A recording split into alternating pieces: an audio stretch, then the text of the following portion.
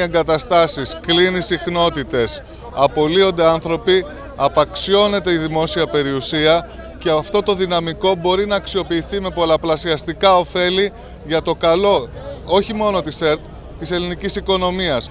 Δεν κατανοώ το όφελος από το κλείσιμο της ΕΡΤ1, από την κατάργηση των υπερσύγχρονων στούντιο που υπάρχουν εκεί πέρα και να δοθεί το κτίριο στο Υπουργείο Προστασίας του Πολίτη. Ειλικρινά δεν καταλαβαίνω αυτή τη λογική. Η ΕΡΤ μπορεί να είναι πλεονασματική, μπορεί να είναι οικονομικά ανεξάρτητη και μπορεί να πληρεί τα συγκεκριμένα ποιοτικά χαρακτηριστικά που απαιτεί ο Έλληνας πολίτης. Η ΕΡΤ είναι δημόσια περιουσία.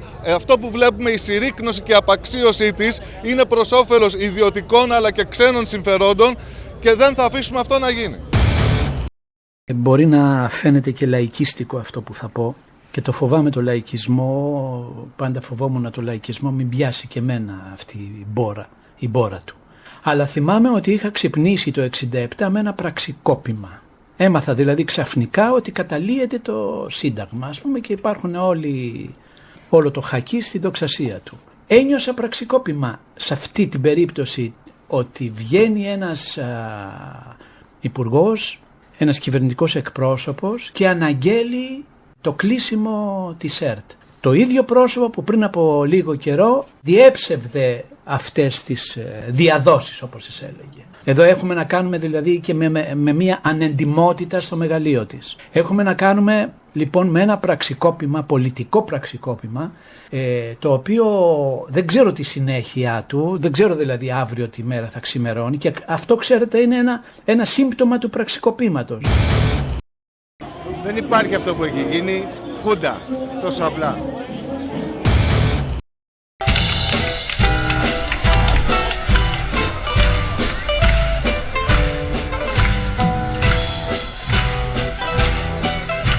Δίνω τη μάχη πρωτίστως γιατί αν τους περάσει μετά θα τσακίσουν τα πάντα, αν τους περάσει με την ΕΡΤ.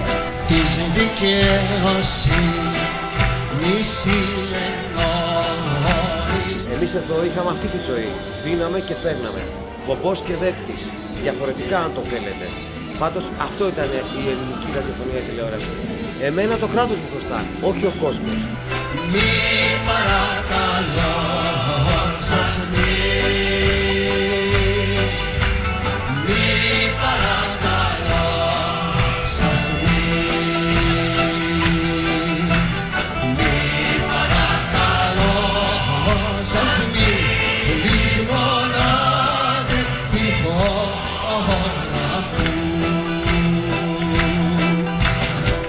σκεφτήκανε αν έχω εγώ άνεργη γυναίκα, έχω δηλαδή, είμαστε τετραμελής οικογένεια, ο γιος μου άνεργος, 20 χρονών. Η κόρη μου είναι 12 χρονών, πάει σχολείο. Η γυναίκα μου άνεργη και εγώ άνεργος. 4 άνεργοι. Σκεφτήκανε ποτέ πώς θα ζήσουμε?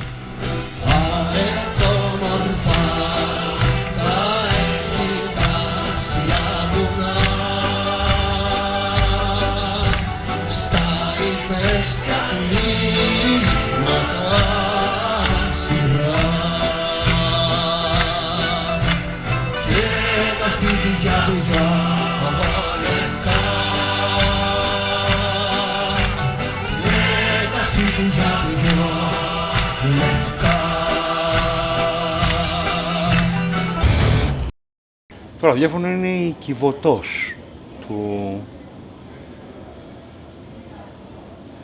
της εθνικής φωνής, του εθνικού μουσικού πολιτισμού.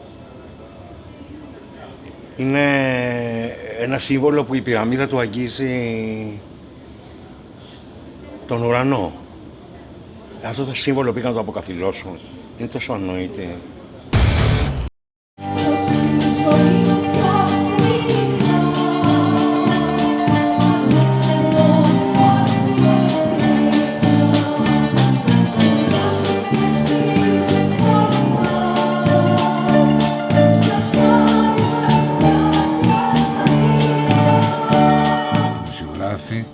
Οι οποίοι έρχονταν για μια φορά μόνο ως καλεσμένοι και παίρνανε τα λεφτά που έπαιρναν 4 πολυεργαλεία, 4 συμβασιούχοι.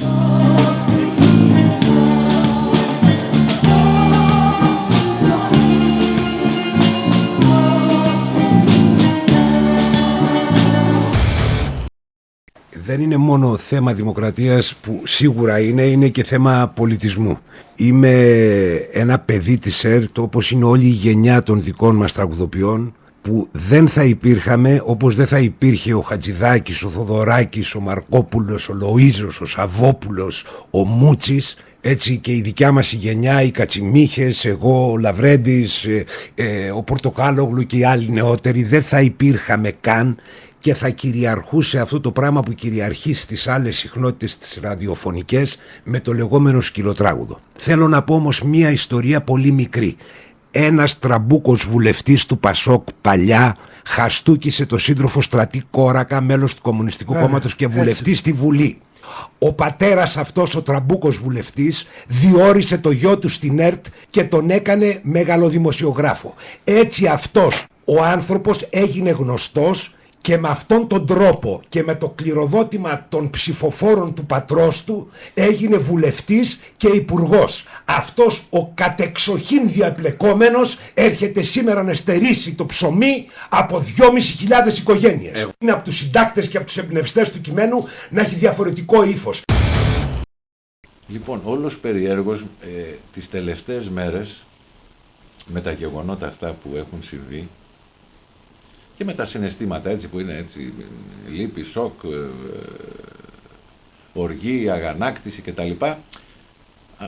Σκεφτόμουν διάφορα πράγματα και ξαφνικά μου ήρθε κάτι από το 1974 όταν είχαμε τη μεταπολίτευση και επέστρεψε η Μελίνα Μερκούρη στην Ελλάδα, γιατί όπως όλοι γνωρίζουμε οι συνταγματάρχες είχαν αφαιρέσει την ελληνική ηθαγένεια και τότε στις συναυλίες τις πολύ μεγάλες που γινόταν, αυτά το Καρασκάκι, στη Λεωφόρο κτλ.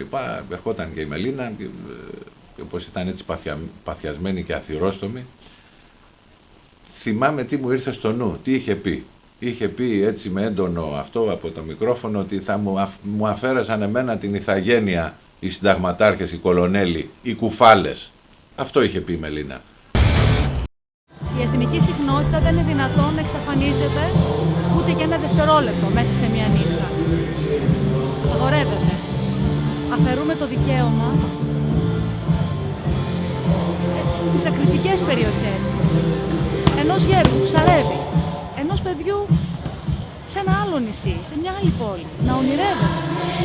Απαγορεύεται. Αν είσαστε καλά παιδιά και τρώτε όλο το κουτόχαρτο που σας ταΐζουμε, τότε θα σας πετάξουμε και λίγο ακόμα πριν σας πετάξουμε στα σκουπίδια. Πάγωσα, μούδιασα, αισθάνθηκα σαν να έχανα το πιο αγαπητό μου πρόσωπο. Δεν ήξερα τι να κάνω, γύριζα σαν τρελός κάποια στιγμή. Ένα πένθος δηλαδή. Πένθος.